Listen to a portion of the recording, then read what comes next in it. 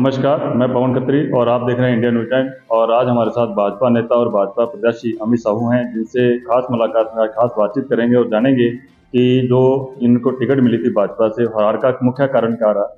इनसे ये जानते हैं। सर पहले स्वागत है आपका। नमस्कार। सर अगर ये बताइए कि आप टिकट लेके आए और आप 80-85 हज़ार लगभग वोट लिए हैं आपने, और काफ़ी मात्रा में वोट लिए हैं, फिर भी आपने मेहनत भी खूब की है, आपके परिवार ने मेहनत की, तो हार का मुख्य कारण क्या है?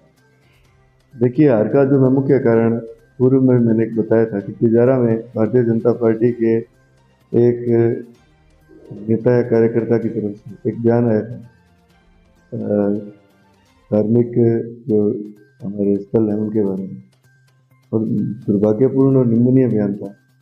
उस बयान का काफ़ी असर पूरे मानगढ़ जिले में और गंगानगर जिले में, और वही कारण पूरे जिले में जहां हम लोग सोच रहे थे कि 11 में से 11 सीटें आएंगी, वो सीटें सिमट के 3 होगी। ये मुख्य कारण रहा पूरे जिले में, और हनुमानगढ़ में भी इसका महत्वपूर्ण कारण तिजारा का जो बयान था वो रहा। उसकी वजह से जातिवाद का जहर जो हमारे विपक्ष में जो चुनाव जीते उन्होंने घोलने का प्रयास किया, और वो सक्सेसफुल हुए। वो इस बारे में काफ़ी उन्होंने बोला, और वो इस बारे में वो उनके लोगों को बात शायद ठीक लगी होगी, जो गलत बात थी बिल्कुल मेरी नज़र में। क्योंकि हनुमानगढ़ में कभी मेरे परिवार में विशेष कर कहूँगा कि कहीं जातिवाद की बात कभी नहीं थी, और उन लोगों ने इस बात को हवा दी और भारतीय जनता पार्टी से इसको जोड़ के, और इस बात को इतनी ज़्यादा फैला दी कि जो चुनाव का जो परिणाम है उसको प्रभावित करने में मेरा हिसाब से वो मुख्य कारण है। सर एक आपका नारा था और डॉक्टर साहब का भी नारा था जब आप सभाएं कर रहे थे कि भय और भ्रष्टाचार मुक्त हम हनुमानगढ़ को बनाएंगे, तो सर क्या ये चीज़ अब आगे रहेगी आपके द्वारा? देखिए, भारतीय जनता पार्टी की सरकार बनी, चुनाव हार गए, कोई खास बात नहीं। 80,000 कार्यकर्ताओं ने मुझे, वोटरों ने आशीर्वाद दिया, कार्यकर्ताओं ने मेरा सहयोग किया। शुरू में जब हम लोग डॉक्टर राम प्रताप जी की टिकट के हिसाब से तैयारी कर रहे थे, जैसे ही टिकट में मेरा नाम आया तो लोगों ने कहा कि बच्चा है। कारण ये था कि 1990 से जब से हम राजनीति में, सक्रिय राजनीति में आए, तब से जो लोग हमारे साथ जुड़े हुए थे उनके सामने मैं बच्चा ही था उस टाइम। उस टाइम मेरी उम्र मात्र 15-16 साल की थी, तो उनकी नज़र में मैं आज भी बच्चा था। पर जो लोगों ने मुझे आशीर्वाद, स्नेह दिया, प्यार दिया, तो निश्चित तौर पे मैं न केवल कार्यकर्ता साथियों का बल्कि हनुमानगढ़ी जनता का भी आपके चैनल के माध्यम से आभार व्यक्त करूंगा कि उन्होंने मुझे इतना बड़ा स्नेह और प्यार दिया। मेरा पहला चुनाव था, क्योंकि अब तक मैंने चुनाव में हिस्सा जरूर लिया था, पर जो खुद लड़ना है वो मेरा पहला चुनाव था। डॉक्टर राम प्रताप जी के आशीर्वाद से, कार्यकर्ताओं के सबके सहयोग से मुझे बड़ी संख्या में सबका आशीर्वाद मिला है। और उस चुनाव के दौरान हम लोगों ने एक जो प्रमुख नारा दिया था, भय और भ्रष्टाचार मुक्त हनुमानगढ़ बनाएंगे।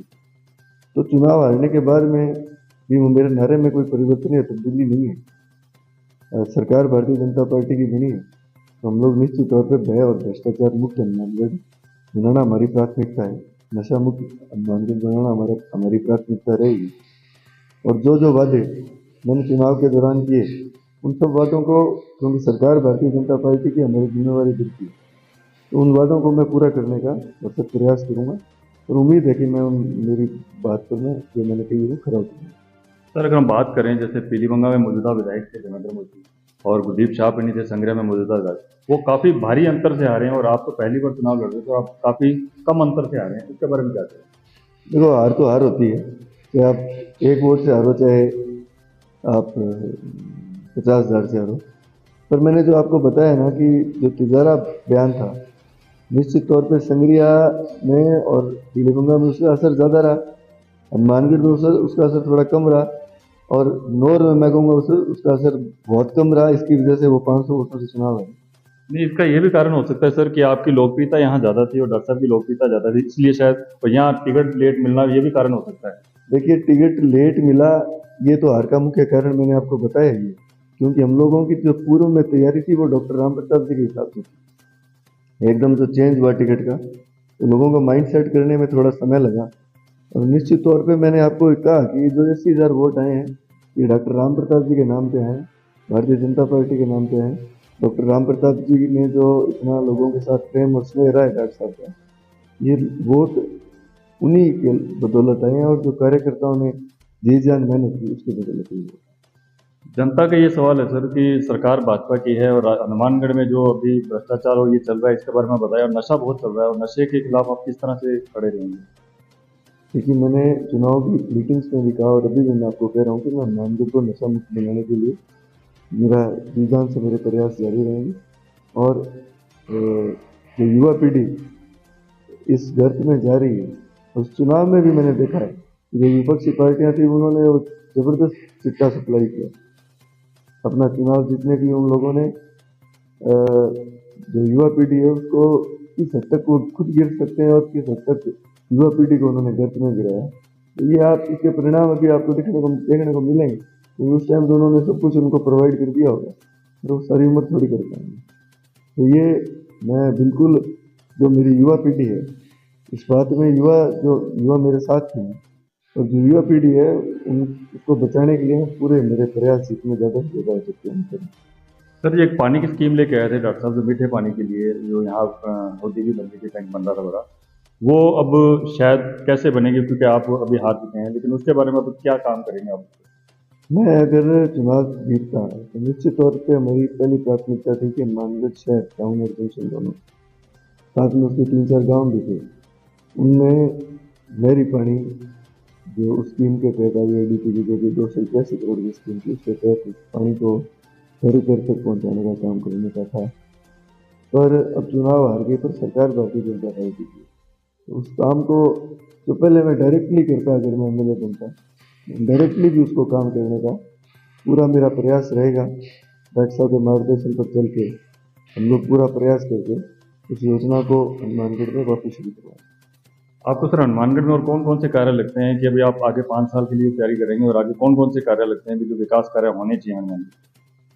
क्योंकि हनुमानगढ़ में जो अभी तो मेडिकल कॉलेज को पूरा करवाएं, क्योंकि अभी तक वो कॉलेज क्लासेस तो उसकी संचालित होगी, पर अभी तक जिस लेवल पे वो आना चाहिए था वो नहीं आ रहा। साथ ही साथ जो सतीपुरा ओवरब्रिज है उसको जल्दी से जल्दी उसका बजट उपलब्ध करा के उसको पूरा कराना। शहर में रिंग रोड बनाना, बट पीने के पानी की योजनाएं जो चालू करना, कॉलेज और हॉस्पिटल में स्टाफ पूरा करना, स्कूल्स में स्टाफ पूरा करना, ये सब मेरी प्राथमिकताएं रहेंगी। और इसी के आधार पर इसके अलावा भी जो लोग हनुमानगढ़ के लोगों से मैं बार बार आग्रह भी करूंगा और उनकी राय के आधार पर हनुमानगढ़ में जितना विकास हम लोग करवा सकेंगे करवाएंगे। सर एक सवाल है, कड़वा सवाल है, कि बीच में काफ़ी खबरें चल रही थी और काफ़ी ये चर्चाएं भी चल रही थी कि परिवारवाद, कि डॉक्टर साहब को टिकट मिली, आगे अमित को टिकट मिल गई और आगे दूसरे को मौका नहीं मिल रहा है। तो ये खूब खबरें चली, और देखें आप दूसरे जो विपक्षी हैं आपके, उन्होंने भी खूब इसके बारे में कहा। ये तो वो जाने जो परिवारवाद की बात फैलाते हैं, और जो विपक्षी जिन्होंने चुनाव लड़ा वो परिवारवाद की बात करते हैं, तो पहले खुद के गिरेबान में झांक के देखिए। पहले उनकी पत्नी चेयरमैन थी, बाद में वो चेयरमैन बने, दो दो सीटों पे पत्नी और खुद को पार्षद बनाया। परिवारवाद तो उन्होंने पहले शुरू किया है, तो ये सवाल तो उनके लिए ठीक रहेगा, मेरे लिए ये सवाल बना नहीं। अगर मुझे इस चुनाव में तो 10-20 हज़ार वोट आते तो मैं परिवारवाद की संज्ञा में आता। और मुझे लोगों ने मेरे काम को देखते हुए पहली बार चुनाव लड़ा हूँ, और 80 हज़ार लोगों ने मुझे आशीर्वाद दिया है। ये कहीं परिवारवाद तो मैं नहीं मानता इसको। शायद मेरे में उन्होंने कुछ देखा होगा तभी उन्होंने 80 हज़ार लोगों ने मेरा समर्थन किया। और आज भी लोग अगर उस बहकावे में नहीं आते तो मैं चुनाव भी जीतता, इसमें कहीं दो राय नहीं थी। और आप 2-4 महीने बाद में देखना, जब उनके दिमाग से वो धूल साफ होगी तो निश्चित तौर पे वो अपने इस काम पे पछताएंगे। और अब वो एक कहावत है, अब चिड़िया चुगी गई पछताए क्या होगा, चिड़िया चुगी गई। सर आपके समर्थकों का और आपके कार्यकर्ताओं का यही कहना है कि हमारा विधायक आज भी अमित साहू है। देखिए, ये लोगों का प्रेम है, और मैंने बार बार सभी चैनल के माध्यम से कहा कि भारतीय जनता पार्टी की सरकार है, और मैं उनके लिए हर टाइम हर समय तैयार और तत्पर हूँ। ना ही उनको किसी बात की घबराने की आवश्यकता, ना ही डरने की आवश्यकता। भारतीय जनता पार्टी की सरकार है, तो निश्चित तौर पे जो भारतीय जनता पार्टी के कैंडिडेट चाहे किसी भी कॉन्स्टिट्यूंसी में वो चुनाव लड़े हों, सभी आज के टाइम में एमएलए। लोकसभा चुनाव की सर किस तरह की तैयारी करती है? लोकसभा का चुनाव निश्चित तौर पे एक बार करणपुर विधानसभा का चुनाव जो आने वाली 5 तारीख को है, उसकी तैयारी में हम लोग लगे हैं, क्योंकि पड़ोस के ज़िले में ये कॉन्स्टिट्यूंसी आती है। उसके बाद में, उस चुनाव के बाद में हम लोकसभा के चुनाव की तैयारी करेंगे। और जो पूर्व में डॉक्टर राम प्रताप जी के द्वारा दोनों जिलों में काम करवाए, माननीय लालचंद जी के द्वारा जो काम करवाए, मोदी जी के ये जो जन कल्याणकारी योजनाएं थी, और जो प्रदेश में अब भारतीय जनता पार्टी की सरकार बनेगी, इन सब मिलके हम निश्चित तौर पे, मैं तो ये कहूँगा कि 25 की 25 लोकसभा सीटों हम लोग चुनाव जीतेंगे। केंद्र में मोदी जी की सरकार दोबारा आएगी, भारतीय जनता पार्टी की सरकार दोबारा आएगी, और जो विश्व पटल पर भारतीय जनता पार्टी और मोदी जी ने भारत देश का नाम ऊंचा किया, उसको और ज़्यादा ऊंचा किया। जैसा कि आप देख रहे हैं, खास मुलाकात में हमारे साथ भाजपा नेता अमित साहू ने हर सवाल का बेबाकी से जवाब दिया। आप देख रहे थे इंडिया न्यूज़ चैनल। पवन खत्री के साथ कैमरामैन पवन कुमार गर्ग। जय हिंद, जय भारत।